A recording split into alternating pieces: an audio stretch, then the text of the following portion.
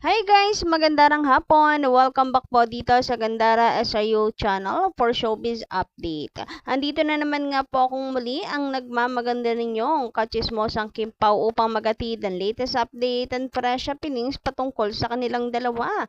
Kaya naman, kung isa ka sa mga hindi pa nakaka-subscribe, i-click mo na agad-agad yung subscribe button at notification bell para maging updated at una ka sa mga nilalabas nating balita. And para nga po sa gabing ito, ang atin pong tatalakayin ay tungkol po sa mansari ng Kimpaw. But before that, guys, meron po tayong good news. So, wag niyo po itong kakalimutan bukas, ha? Para po sa mga gustong makita in person, ito pong si Kim Chu, meron na po kayong chance dahil may bago na naman nga pong event na pupuntahan si Kimi. So, nariyan po nakasulat ang buong detalye. Sabi nga po dito, surprise! Here you glow! Join our favorite Chusi! Kim Chiu Avelino, charot na, Kim Chiu lang. At nagluto si Boot during a women's run at UP Diliman this October 20. Don't miss it. So, ayan guys, don't miss it. Bukas na po yan, October 20 in UP Diliman. So, supportahan po natin to guys, mga kakimpaw at individual fan of Kim Chu para naman masabi po ng mga advertisers na tama po sila ng kinuha ng endorser. So, patunayan po natin na effective endorser si Kim Chu. Samantala, ngayon naman pag-usapan po natin na ang manggaganaps ng Kimpaw. So, parang anong daming ganap ngayong araw, no?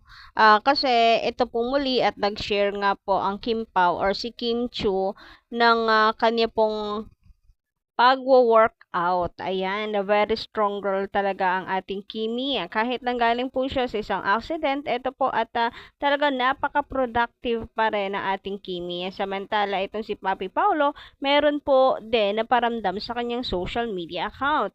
Grabe nga naman ang Kim Pao. Talagang buhay na buhay ngayong araw na to. So parang nung isang araw lang at kahapon lang napakatahimik po ng Kim Pao. Pero ngayon mukhang bawing-bawi naman sa dami pong update ni Kimi, ni Paulo.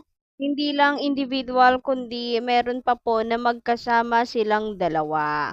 Grabe nakakakilig. Muli na naman nga pong buhay na buhay din ang mga Kim Pao fans. Kagaya nga po nito guys, ayan, kung makikita nyo, magkasama silang dalawa. Nako, i-declare ko na po si Paul Avelino po yung nakatalikod po na yan. Kahit hindi po kita yung face niya, si Paulo yan. I-claim na po natin. Anyway, samantala guys, eto naman po at hindi mapigilan ng mga fans na kiligin na kay Papi Paulo sapagkat kitang-kita nga naman po ang kagwapuhan ni Papi Paulo mapatalikod man or nakaharap. Ayan no, napaka-serious ng face pero ang pogi guys, grabe, ang dami na namang kinikilig. And isa na po tayo dan, Charis.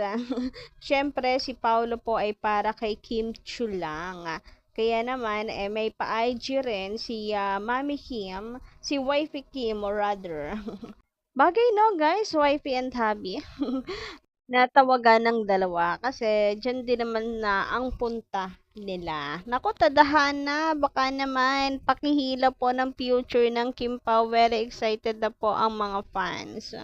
Anyway, kidding aside, napansin nyo rin po ba na kapag 19 ay may paayuda ang Kim Pao? So 19 po ngayon at ito ba ang dahilan kaya may paayuda, may paganere ang Kim Pao? So alam niyo ba kung ano pong meron sa 19?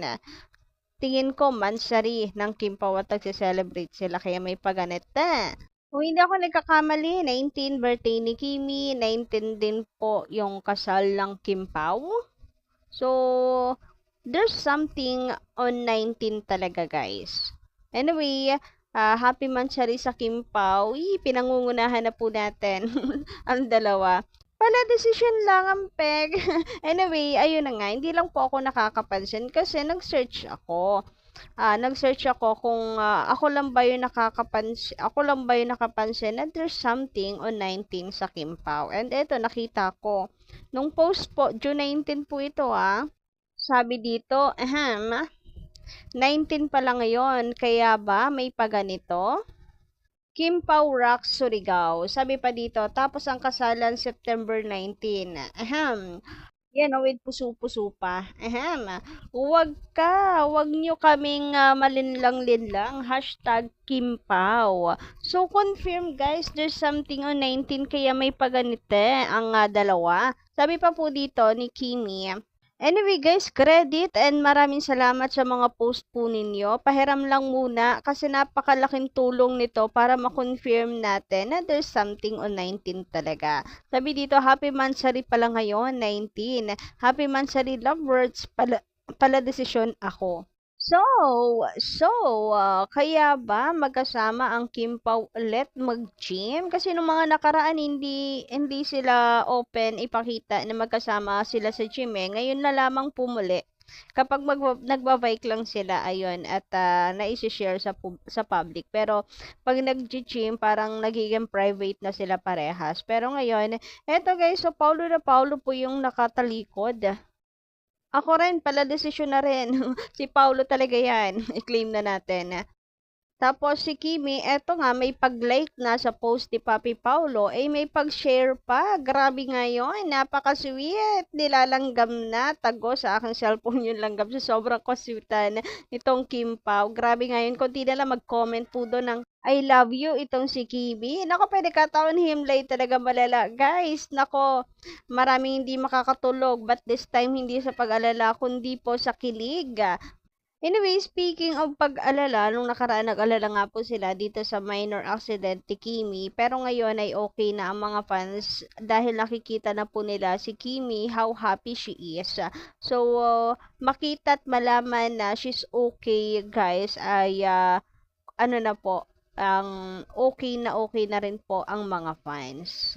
Ngunit ganun pa man, kahit pa paano, meron pa rin pong nag-iiwan ng advice for Kimi. Advice lang naman para next time, hindi na po ulit mangyari. Kasi syempre, mahal na mahal po nila si Kim. Samantala, sabi naman dito ni Miss Jovelyn Villarojo, pasensya na po sa background natin, medyo maingay. Sabi niya dito, madaling mahalin si Kim. Makikita sa kanyang personalidad. Masiyahin, masipag, matulungin. Lalo na sa pamilya, mabait, kaya maraming blessings at may nagmamahal. Totoo po yan. Napakadaling mahalin ni Kim Chu. Kumbaga nga po ay complete package na itong si Kimi. Kung matino, desenteng babae ang hinahanap ninyo at wife material, ang pambato ko po dyan ay si Kim Chu. And hindi po talaga tayo dinidisappoint ni Kimi, kaya patuloy po natin siyang minamahala. So, yun lang muna guys ang ating update para po sa hapon or gabing ito. Maraming salamat sa inyo pong pakikinig and kita-kits po ulit tayo sa susunod nating update. Maraming salamat!